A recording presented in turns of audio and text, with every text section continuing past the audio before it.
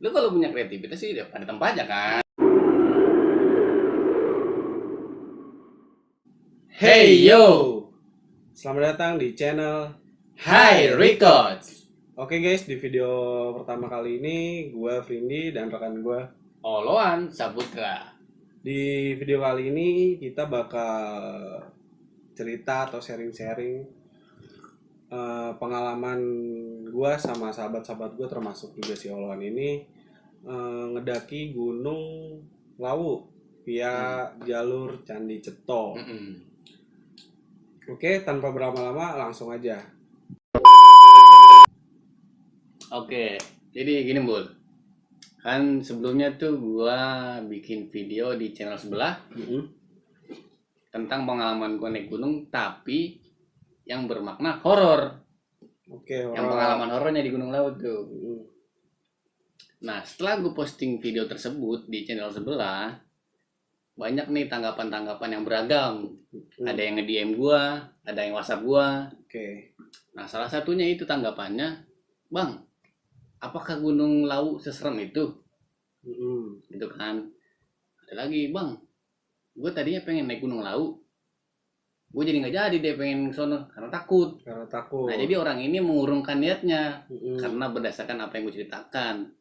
Nah, jadi pada kesempatan kali ini, Bul, mari kita sama-sama berbagi pengalaman kepada teman-teman bahwasanya Gunung Lawu itu tidak seseram yang kita bayangkan. Oke, pasti ada sisi lainnya dong. Pasti ada sisi lainnya, entah itu keindahannya, ya kan?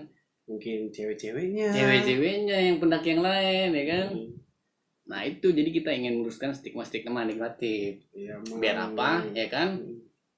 Biar teman-teman di luar sana yang pengen mendaki gunung nggak ada rasa takut gitu loh. Oke, nggak ada rasa takut ataupun Iya, negatif lah gitu biar ya. biar mereka itu mempunyai kesempatan untuk mendaki Gunung Lawu. Oke. Biar mereka juga bisa menikmati keindahan alamnya, Oke. gitu, Bul. Terus gimana nih awalnya nih, men? Nah, nih. Kan pas pada tahun 2016 itu kan kita naik Gunung Lawu ya. Kita tuh ngambil jalur via Candi Ceto. Nah, kita kan berangkat dari base camp itu kira-kira jam 6 atau jam setengah 6 lah ya. Pokoknya setelah subuh lah ya. Kita start dari base camp menuju pos 1. Nah, cuma hawa-hawa ketika gue mulai mendaki dari base camp itu udah gak enak feelingnya. Nah, lu nggak baca doa kali, Cok? Kan kita buat doa bareng-bareng. Oh iya. Ya kan? Kita kan sebelum naik gunung pasti doa bareng-bareng kan. Lu doanya doa makan kali lu. Kalau gak doa tidur ya. Nah, itu feeling gue udah gak enak. Nggak kayak naik gunung sebelum-sebelumnya. Feeling beda. Nah, begitu kita sampai, kan ada Candi Ceto tuh kan. Posisinya sebelah kanan tuh. Kalau dari arah pendakian. Itu gue ngeliat candi itu beda, Bul. Kayak ada aura yang berbeda. Aura apa tuh, Cok? Aura kasih mungkin. Anjay. Atau aura kisut. Ya. Nah, gitu. Sebelumnya kan gue pernah ngeliat Candi Prambanan, Candi Borobudur, beda gitu mul feelingnya.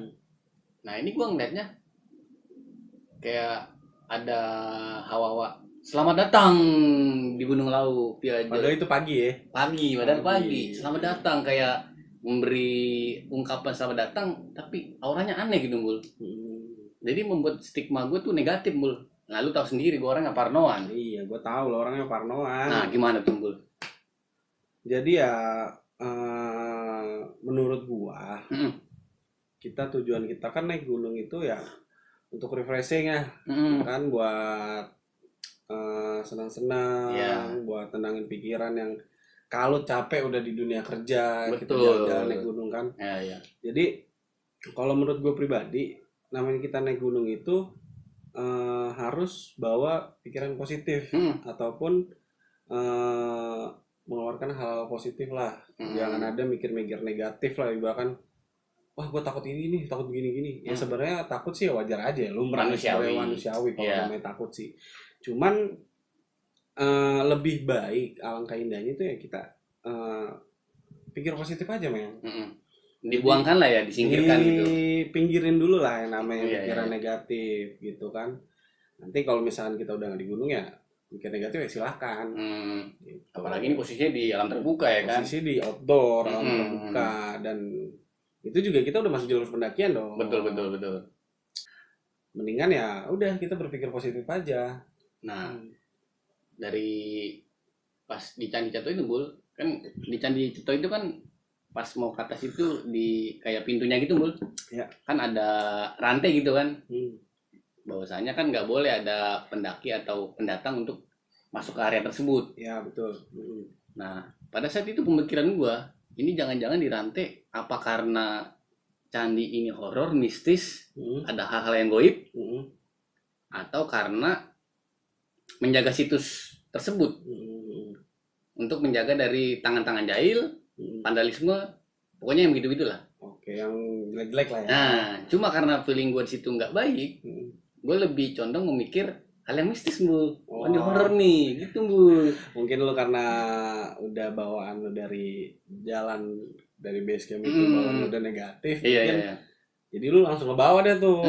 Hawanya udah mikir kesini serem atau betul. Atau gue jalan gini takut atau gimana. Mungkin lu ada pikiran ke sana. Ya mungkin kalau menurut gua ditutupnya akses masuk itu ke candi, mungkin ada beberapa alasan lah ya kurang lebih. Oke. Alasannya mungkin ya satu untuk menjaga situs candi tersebut tuh ya tetap baik gitu, dalam kondisi baik, gitu, membudidayakan, terus menjaga situs candi tersebut ya tetap utuh gitu, nggak ada yang dirusak ataupun betul. dicoret-coret ataupun vandalisme. Nah, kan banyak nih ya. Kita kan juga udah nggak sekali dua kali dong naik gunung. Pasti kan lu juga sering dong ngelihat yang namanya kayak di batu gitu ada tulisan pakai cat pilok gitu, ibaratkan aku sayang kamu, aku nah di itu sini. Tuh. Nih bagus nih, menarik nih. Ya kan? Yang vandalisme begitu. Tertulis pakai spidol, pakai pilok. Pilok. Nah itu Mul, kita bahas ya. Gue juga mempunyai kegelisahan, mungkin sama kayak lu atau teman-teman yang lain.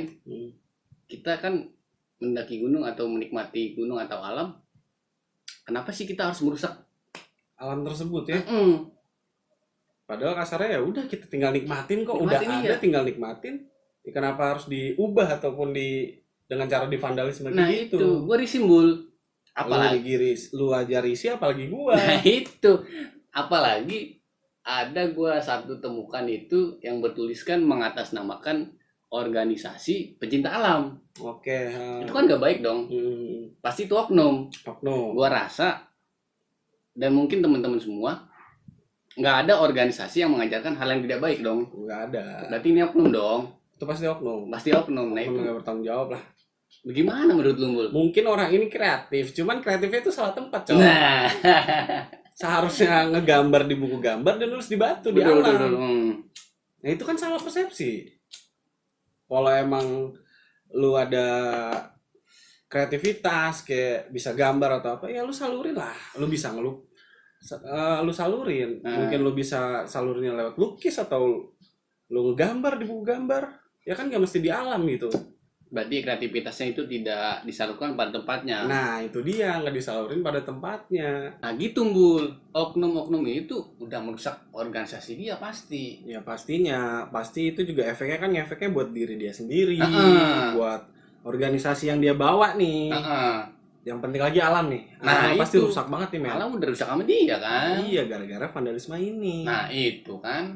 Nah mungkin kalau teman-teman di sini yang nonton video ini punya pengalaman atau menemukan hal yang sama yang seperti kita berdua rasain, bisa share di kolom komentar ya.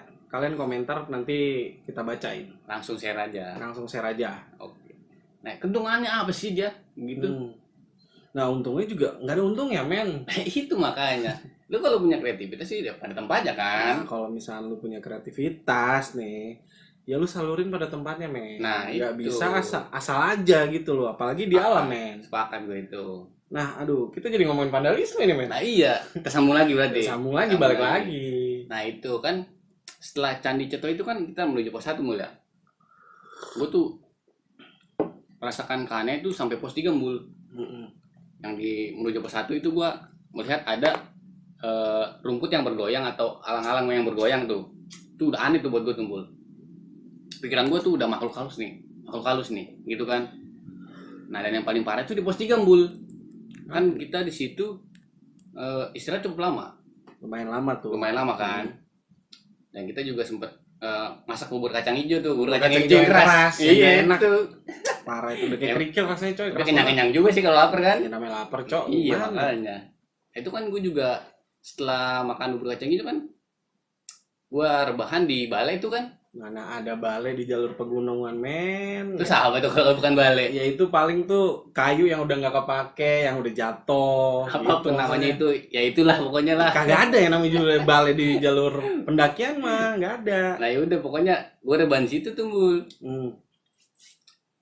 Gue rebahan kan, ada merasa goncangan kayak ada yang goyang-goyangin Bul. Kurang lebih selama 5 detik Bul. Gua kira bocah yang iseng gitu kan. Itu gue juga ngerasain men. Nah yang gue ngerasain kan. Gue juga sebenarnya ngerasain, cuman ya gue ngerasa aja gue diem gue sebenarnya takut gue itu. Nah gue langsung bangun, gue liat bocah pada sibuk dan ada ekspresi tanda tanya, nih goncangan apa nih. Nah itu kedua hal itu aja udah makin gue scare Bul, makin gue takut. Ya sebenarnya gue juga di situ posisinya takut juga men. Cuman ya yang balik lagi tadi yang gue omongin ke sebelum kita nanjak, kita ke sini ya harus positif men. Positif. Ya jangan sampai ada pemikiran negatif lah. Apapun. Ya sebenarnya mah takut wajar men. Manusiawi itu manusiawi lah. Siapa sih ya nggak punya rasa takut? Pasti teman-teman di sini juga punya rasa takut kan yang berbeda-beda.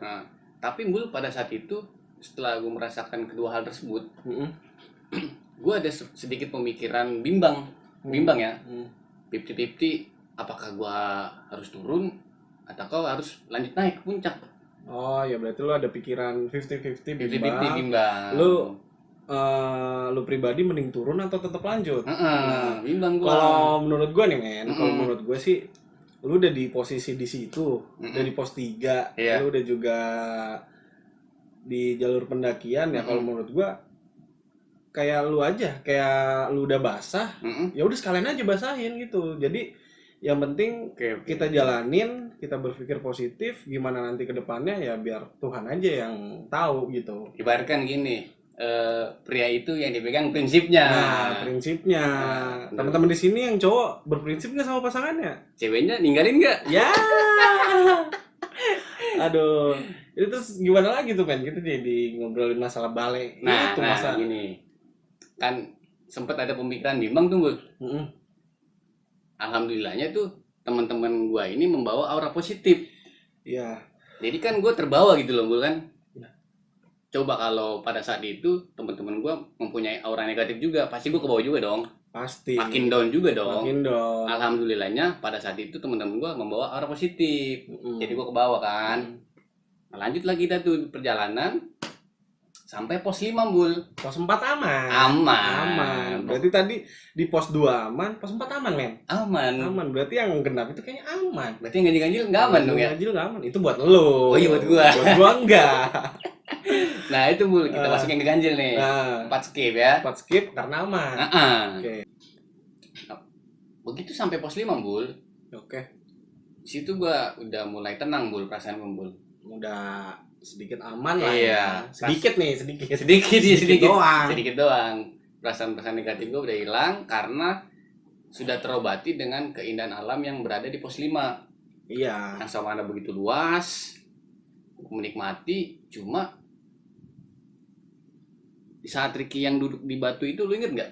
Oh, kayak gue juga ngeliat tuh, ngeliat kayak di posisinya si batu ini tuh di samping jalur pendakian persis. Iya itu. Nah, itu gue awal nggak tahu tuh itu apaan. Nah, yang semacam batu petasan gitu. Nah, gue ngeliat di belakang batu tersebut ada kayak semacam sesajen dan 2 dupa yang masih menyala. Di situ timbul lagi Bur rasa-rasa yang negatif-negatif. Ya seharusnya men kalau lu ada pikiran negatif lagi muncul, mending lu buang. Dan karena kebetulan di pos 5 itu udah terbuka dan itu posisinya udah sabana, itu kan indah men. Bisa lu tenangin pikirannya dengan ngeliat keindahan itu, ngeliat keindahan hamparan sabana di situ, men. Kita syukuri keindahan alam itu ya. Syukurin, kita nikmatin, Hmm, ya memanjakan mata kita lah. oke. Seenggaknya sedikit menyingkirkan pikiran negatif lu nih. Bermanja dengan alam. Bermanja dengan alam. Siap. Mata juga enak, Iya. nggak sepet. Oke, gue sih sepakat di situ sih. Mm, Apa namanya? Balik lagi kan karena teman-teman bawa aura positif, gue jadi ke bawah lagi kan. ya. Udah mulai tenang. Mm-mm. Kan setelah kita menikmati alam di Sabah tersebut, Mm-mm. pos 5, kita kan lanjut lagi kan menuju Bupakan Menjangan. Ya, kita lanjut lagi. Iya. Dan di situ saat dalam perjalanan kan Ricky tuh agak tertinggal jauh tuh, Bul. Iya. Dan gue nengok ke belakang, gue samperin kan. Gue kan takutnya dia tuh kakinya terkilir atau capek banget kan. Takut kenapa-napa lah. men. Iya, samperin dong. Dan di situ dia bilang ada hal yang aneh. Hal aneh, kenapa? Mm-mm. Itu posisi gue di depan loh ya, gue di Iya, dua. Kenapa Ki? Gue bilang gitu kan. Mm-mm. Berat bang, tasnya, kata dia gitu. Oh, Oh ya udah tukeran aja kata gue biar apa namanya biar enak badan lu gitu kan entengan kata gue. tukar beban berat lah Tukar ya. beban iya. Karena kan badan dia lebih gede kan. Iya. Mm-mm. Gue tawarin kata dia bukan bang katanya. Mm-mm. Terus apa Ki kata gue. Beda bang kata dia. Loh beda kenapa? Berat bang beda. Tangannya gini nih kayak ngode gitu. Oh, kayak ngasih kode lu, cuman mungkin lu belum paham lah.